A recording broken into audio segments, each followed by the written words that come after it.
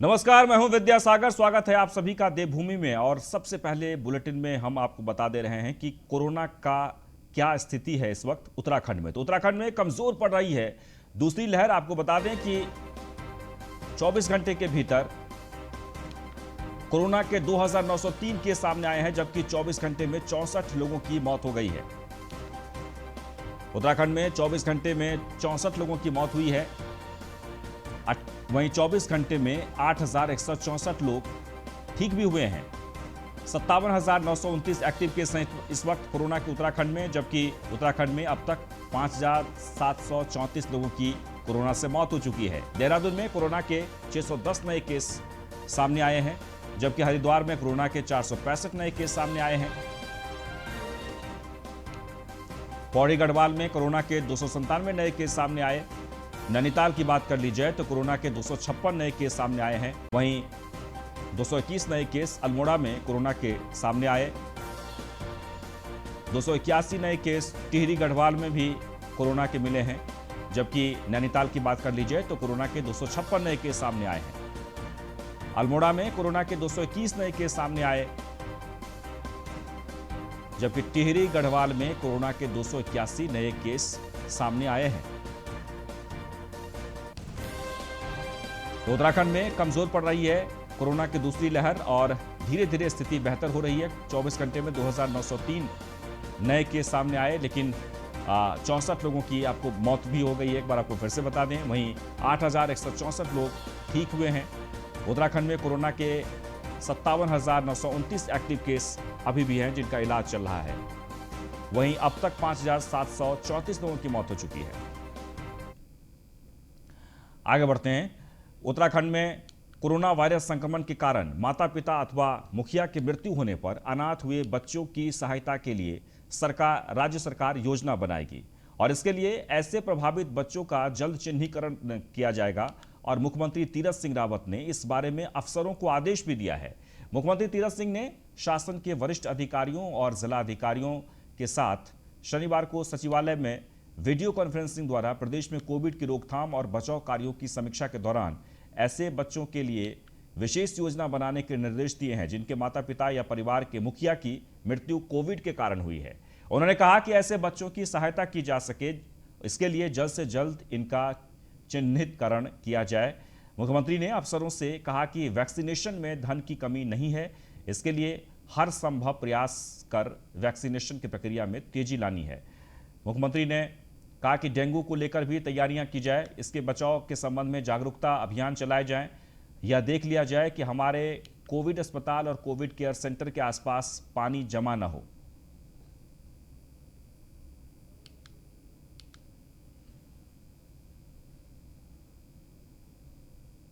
तो एक बार आपको फिर से बता दें कि उत्तराखंड में तैयारियों को लेकर खासकर सरकार लगातार सजग है, प्रयास कर रही है, लेकिन सबसे महत्वपूर्ण जिनके घर के कोविड के कारण मुखिया की डेथ हुई है या फिर जो बच्चे अनाथ हुए हैं कोविड में, उन बच्चों को लेकर नई योजना के तहत सरकार आगे बढ़ेगी, यानी सरकार नई योजना बनाएगी।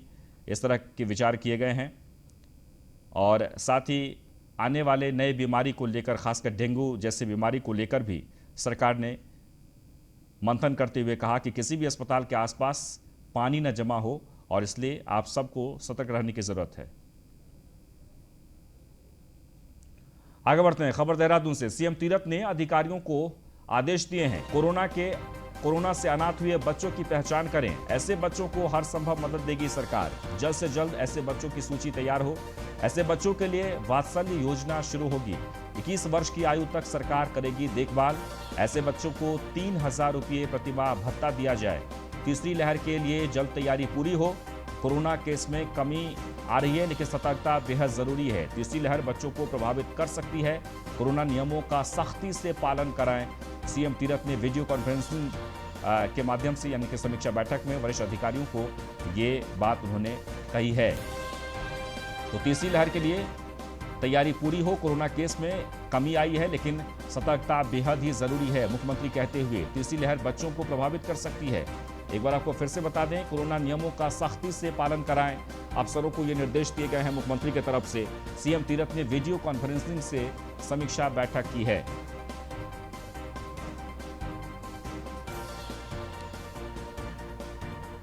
तो अनाथ बच्चों की पैतृक संपत्ति के लिए बनेंगे नियम। वयस्क होने तक इन बच्चों की संपत्ति बेची नहीं जाएगी। अनाथ बच्चों को सरकारी नौकरी में 5% आरक्षण भी मिलेगा।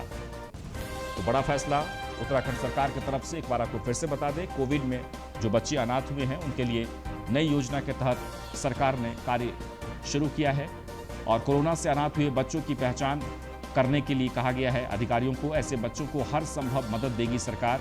जल्द से जल्द ऐसे बच्चों की सूची तैयार करें। वहीं सुदीप जैन जुड़ गए इस वक्त हमारे साथ, हमारे संवाददाता। सुदीप, सरकार ने क्या कुछ कहा है उन बच्चों के लिए जो अनाथ हो गए हैं कोविड में? देखिए, आज अभी थोड़ी देर पहले सरकार ने, मुख्यमंत्री ने एक बड़ा फैसला लिया है। जो कोविड काल में बच्चे अनाथ हो गए, जिनके ऊपर कोई गार्जियन नहीं है, जिनके ऊपर किसी का साया नहीं है, 21 वर्ष तक होने तक उनके भरण पोषण, शिक्षा, रोजगार, प्रशिक्षण की व्यवस्था राज्य सरकार करेगी।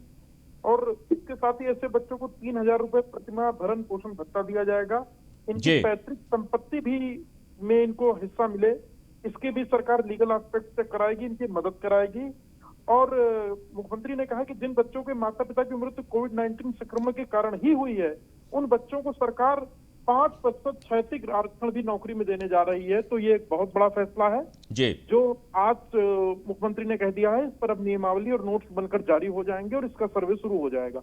चलिए, बहुत बहुत शुक्रिया। और इस बीच एक बड़ी खबर, उत्तराखंड में ब्लैक फंगस महामारी घोषित कर दिया गया है। आपको बता दें कि ब्लैक फंगस के लगातार बढ़ते मामलों के बाद यह फैसला लिया गया है।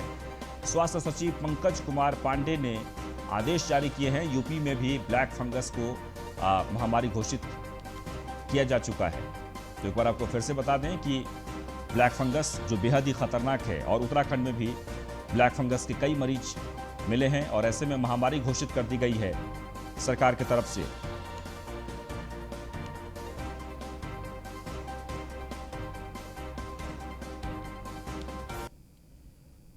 उत्तराखंड में तेजी से फैल रहा है ब्लैक फंगस। ब्लैक फंगस से अब तक 5 मरीजों की मौत हो गई है, एक सही हुआ है। ऋषिकेश एम्स में अब तक कुल 64 केस सामने आए हैं। 58 मरीजों का इस वक्त इलाज चल रहा है। तो आपको बता दें कि ब्लैक फंगस से अब तक 5 मरीजों की मौत हो चुकी है, एक मरीज ठीक हुए हैं। ऋषिकेश एम्स में अब तक 64 केस सामने आ चुके हैं। 58 मरीजों का इस वक्त इलाज चल रहा है ब्लैक फंगस मरीज का। एक बार आपको फिर से बता दें, उत्तराखंड में भी तेजी से फैल रहा है ब्लैक फंगस और इसलिए ब्लैक फंगस को महामारी के तौर पर घोषित किया गया है। और ऋषिकेश एम्स की अगर बात कर ली जाए तो अब तक 64 केस सामने आए, जिसमें 58 मरीजों का इस वक्त इलाज चल रहा है। तेजी से फैल रहा है ब्लैक फंगस। ब्लैक फंगस बेहद ही खतरनाक और देश के कई राज्यों में तेजी से फैल रहा है और उत्तराखंड भी अछूता नहीं है। उत्तराखंड में भी ब्लैक फंगस के 64 केस सामने आए थे ऋषिकेश एम्स में, जिसमें 58 मरीजों का अब तक अभी इलाज चल रहा है।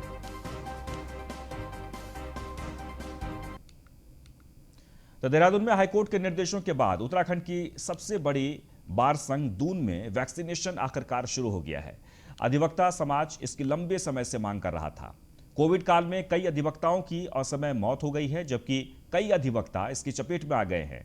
दून के बार भवन में वैक्सीनेशन का कार्य शुरू हुआ है। आपको बता दें कि सोशल डिस्टेंसिंग के साथ वैक्सीन लगाई जा रही है। दून के बार भवन में सुबह से 44 प्लस उम्र वाले अधिवक्ताओं की भीड़ देखने को मिली। सोशल डिस्टेंसिंग के साथ वैक्सीनेशन कराया गया। किसी तरह की कोई प्रॉब्लम नहीं है। जो आज वैक्सीन लगी हुई है, इसमें हमारे माननीय उच्च न्यायालय का बहुत बड़ा योगदान रहा है, क्योंकि हमने एक पत्र वहाँ पे दिया था कि अधिवक्ताओं की सुध कोई नहीं ले पा रहा है। तो फिर उनके द्वारा शासन को एक पत्र लिखा गया, शासन को भेजा गया कि 18 साल से ऊपर के जितने भी अधिवक्ता हैं, हमारे न्यायिक अधिकारीगण हैं या उनके स्टाफ वाले हैं या घर वाले हैं, उन सबको वैक्सीन लगाई है। इस बीच उत्तराखंड की आज की सबसे बड़ी खबर, कोरोना के बाद अब ब्लैक फंगस की दवा का भी संकट हो गया है। देहरादून में लोगों को नहीं मिल रही है ब्लैक फंगस की दवा। सीएमओ दफ्तर से भी निराश लौट रहे हैं लोग।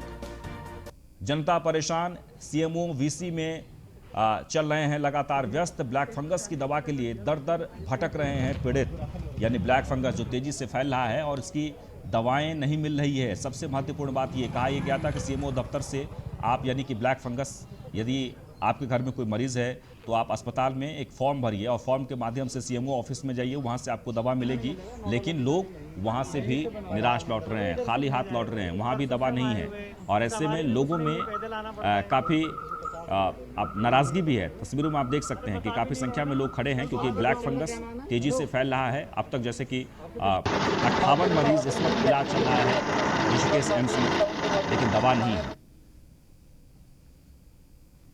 हूँ मैं यहाँ पर सुंदरनगर सीएमओ ऑफिस आ रखा हूँ और हमारे पेशेंट लक्ष्मी देवी जी ब्लैक फंगस जिनको हो चुका है वो इंदिरा हॉस्पिटल में एडमिट है। हम 4 दिन से यहाँ सीएमओ ऑफिस के चक्कर लगा रहे हैं लेकिन कोई इंजेक्शन नहीं मिलकर दे रहा है हमको। ये जब भी आते हैं बोलते हैं कि इंजेक्शन ही खत्म हो चुका है। यहाँ कोई व्यवस्था नहीं है, कोई सिस्टम नहीं है और पेशेंट हमारा परेशान हो रहा है। इनका कोई सिस्टम नहीं है, सीएमओ का पता नहीं रहता।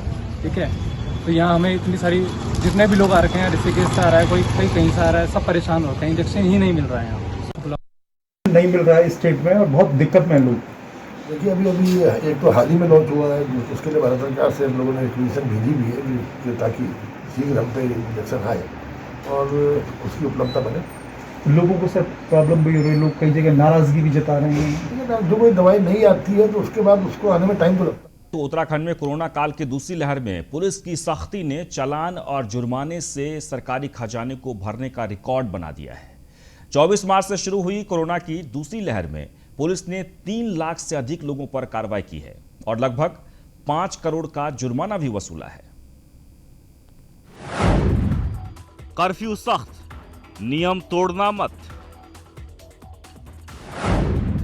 लॉकडाउन में बाहर मत जाना, भरना पड़ेगा भारी जुर्माना। कोविड कर्फ्यू से खूब भरा सरकारी खजाना। मित्र पुलिस ने वसूला 5 करोड़ों का जुर्माना।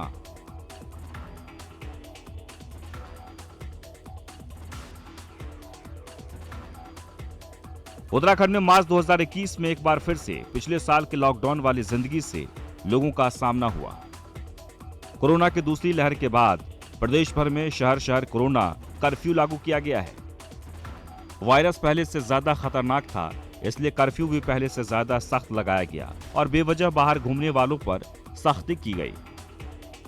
24 मार्च से शुरू हुई कोरोना की दूसरी लहर में मित्र पुलिस ने 3 लाख से अधिक लोगों पर कार्रवाई की और लगभग 5 करोड़ का जुर्माना वसूला। पिछले साल आए लॉकडाउन के बाद जहां लोगों के सामने रोजी रोटी और रोजगार का संकट है, वहीं भारी जुर्माने और चालान की मोटी रकम ने लोगों की कमर ही तोड़ दी है। जुर्माना भरने वाले कहते हैं कि सख्ती के लिए चालान होने चाहिए, लेकिन कुछ व्यवहारिक पक्ष और हालातों को भी देखा जाना चाहिए। अगर बात हम जिलेवार वसूले गए जुर्माने की करें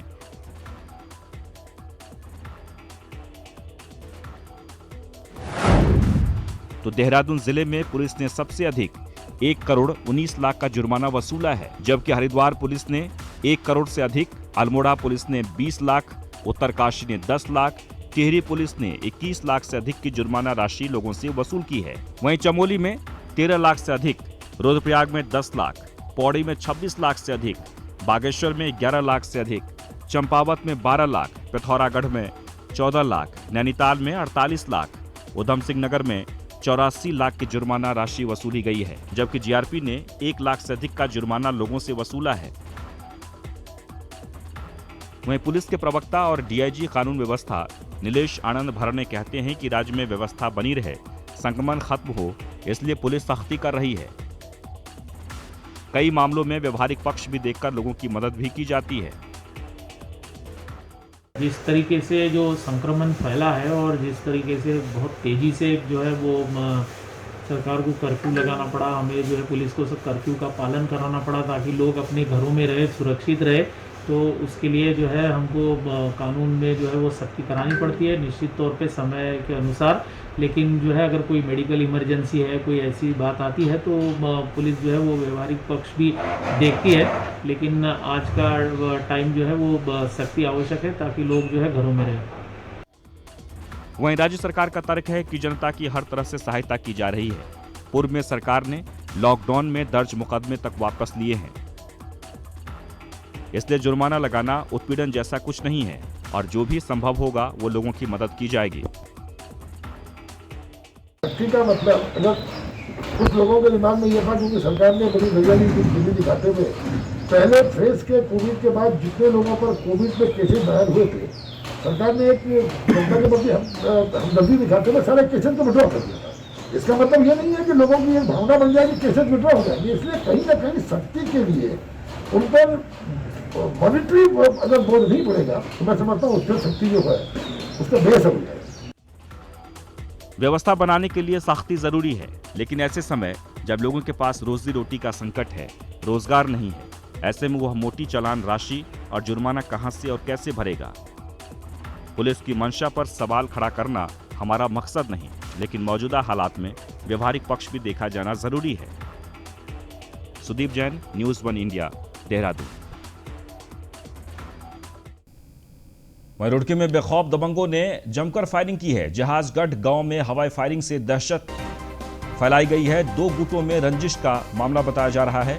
ग्रामीणों की तहरीर पर पुलिस ने मुकदमा दर्ज कर लिया है। गंभीर धाराओं में मुकदमा दर्ज किया गया है। रुड़की के भगवानपुर थाना क्षेत्र का यह मामला है। तो 2 गुटों में रंजिश का मामला और ग्रामीणों की तहरीर पर पुलिस ने मुकदमा दर्ज कर लिया है। मामले की तफ्तीश शुरू कर दी है, लेकिन आपको बता दें कि दबंगों ने जमकर फायरिंग की है।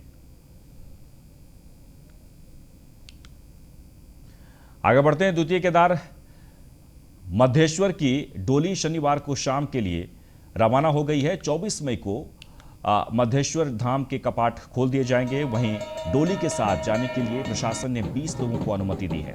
ओंकारेश्वर मंदिर से मंगोली चारी तक डोली पैदल जाएगी, जिसके बाद डोली को रांसी तक वाहन से ले जाया जाएगा। वैदिक मंत्रोच्चार के साथ गुरुवार को रावल भीमाशंकर लिंग की उपस्थिति में ओंकारेश्वर के गर्भगृह से भगवान की जागृति भोग मूर्ति को बाहर लाकर सभा मंडप में विराजमान किया गया था। शनिवार को डोली रात्रि विश्राम के लिए रांसी के राकेश्वरी मंदिर में पहुंचेगी। रविवार को रांसी से गौडार और सोमवार को गौडार से मधेश्वर धाम के लिए रवाना होगी, जहां पर सुबह 11 बजे मंदिर के कपाट खोल दिए जाएंगे। कपाट खोलने की तैयारी पूरी कर ली गई है। जी सर, भगवान मधेश्वर की डोली आज ऊखीमठ से रांसी के लिए प्रस्थान कर गई है। मैं क्षेत्रीय जनता का धन्यवाद देता हूं कि उन्होंने हमारा काफ़ी सहयोग किया, प्रशासन का काफ़ी सहयोग किया और हमारे पुलिस बल ने भी काफ़ी मुस्तैदी से यहाँ पर कार्य किया। मैं अपनी पूरी टीम का धन्यवाद देता हूँ और भगवान मधेश्वर से। तो केदारनाथ धाम के तीर्थ पुरोहित ने मंदिर के अंदर प्रवेश न दिए जाने पर आंदोलन शुरू कर दिया है। तीर्थ पुरोहितों ने देवस्थानम बोर्ड के खिलाफ मंदिर के मुख्य गेट पर धरना दिया है। तीर्थ पुरोहितों ने ये मांग की है कि उन्हें मंदिर में जल चढ़ाने की अनुमति दी जाए।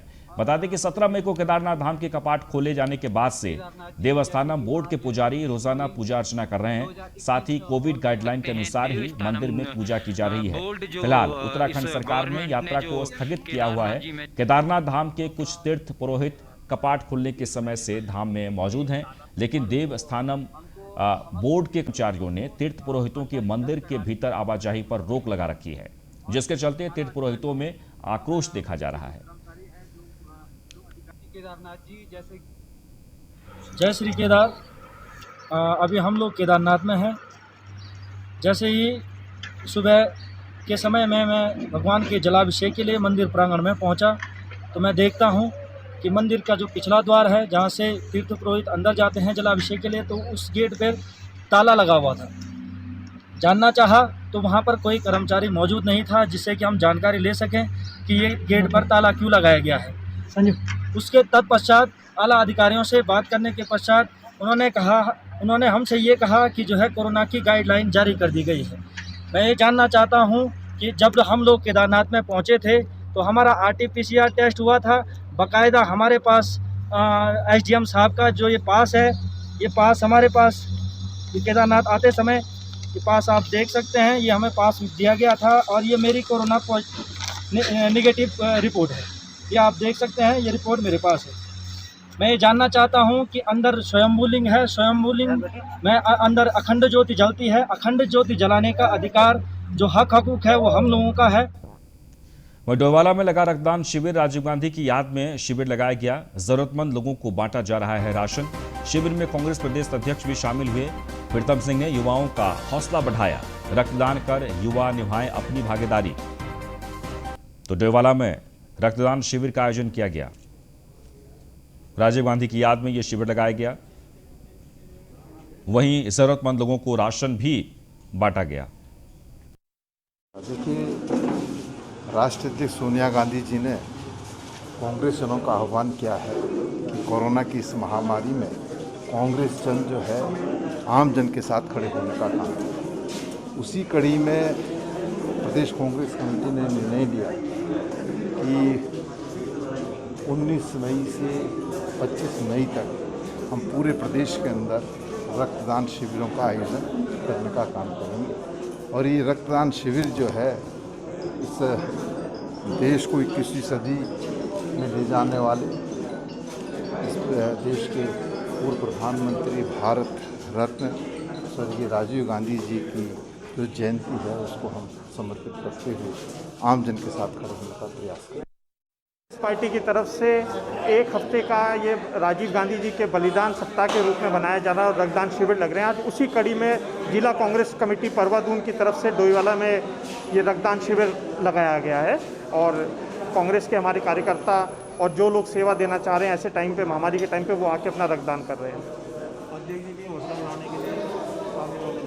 अध्यक्ष जी इस समय अगर कहें तो पूरे प्रदेश में अगर कोई नेता, अगर कोई वास्तविकता से इस प्रदेश की समस्याओं से लोगों को भी रूबरू कर रहा है और उनके लिए संघर्ष कर रहा है तो हमारे प्रदेश के अध्यक्ष हैं जो हर जगह जा रहे हैं और आज हमारा मनोबल बढ़ाने के लिए भी थोड़ी देर में हमारे बीच में। वह कैबिनेट मंत्री अरविंद पांडे ने अपने आवास पर गदरपुर के सामुदायिक स्वास्थ्य केंद्र के अलावा स्वर्गीय पुलिन विश्वास प्राथमिक स्वास्थ्य केंद्र, दिनेशपुर और प्राथमिक स्वास्थ्य केंद्र केलाखेड़ा को ऑक्सीजन कंसंट्रेटर अपने खर्च पर प्रदान किया। इस दौरान कैबिनेट मंत्री अरविंद पांडे ने कहा कि कोरोना महामारी के संक्रमण को देखते हुए विधानसभा में हर तरह की तैयारी की जा रही है, जिसमें 14 बेड का डेडिकेटेड अस्पताल कोविड-19 सेंटर भी बनाया जा रहा है।